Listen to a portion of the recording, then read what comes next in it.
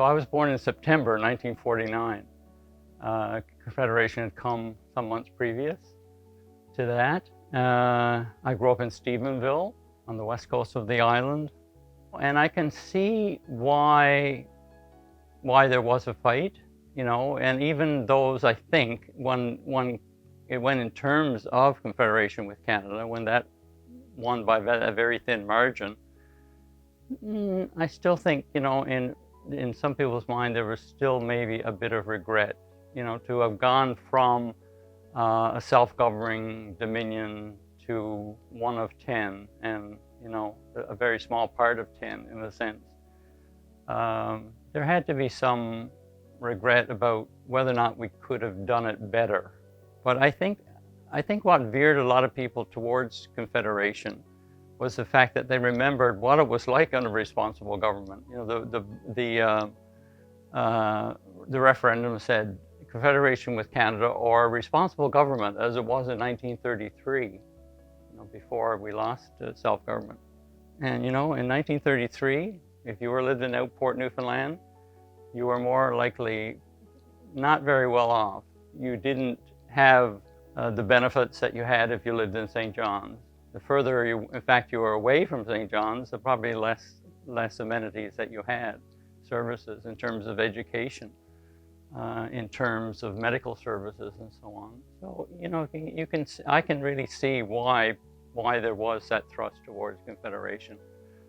You know, and that's not obviously discounting Joey, which is, you know, you have to give a lot of credit for that very dynamic personality that was out to convince people.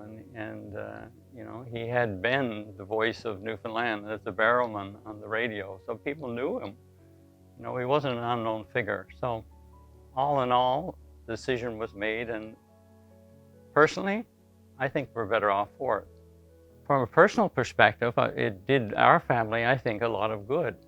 My father had been a fisherman in Bonne Bay. He had come to Stephenville in 1942 to work on the American base, construction of the base. And our family, except for myself, 6 siblings, were born in Bonne Bay and had moved to Stephenville. I was born in Stephenville. Most of my family, 6 of the 7 siblings, have university degrees. Would that have happened? I don't know, without Confederation.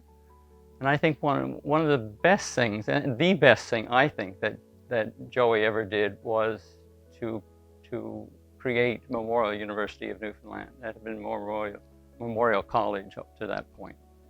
And he felt that education was a key for a lot of people and for change in Newfoundland. And I don't know who could argue with that. The rather ironic thing is, I always think about, the very people that he educated were in the end the people who turned against him when he stayed on for that little bit too long. I think in a sense that was his proudest moment, the creation of Memorial, and that had absolutely tremendous effect upon Newfoundland society. Well, I think it certainly expanded the opportunities. Absolutely. When I published the first book, Hold Fast, it won, for example, a number of Canadian awards and allowed me to tour across the country. It was well received by critics and so on, in places other than Newfoundland. And it certainly gave me personally an opportunity to be on a more national stage than I would be if you know, my writing had been confined to Newfoundland. Now I'm published by a Newfoundland publisher, Breakwater. They have a national presence. That itself, I don't think, could have come about without Confederation. As you know, a small literary press in Newfoundland making waves across the country because of the books that they published. So generally, I think we've obviously benefited from it in terms of being able to establish a career. And, you know, I made a living from writing. It wasn't, you know, I didn't get rich on my writing, but I was able to make a career from it. And I'm not sure that could have been had there not been, you know, if that option of being connected to the rest of the country wasn't available.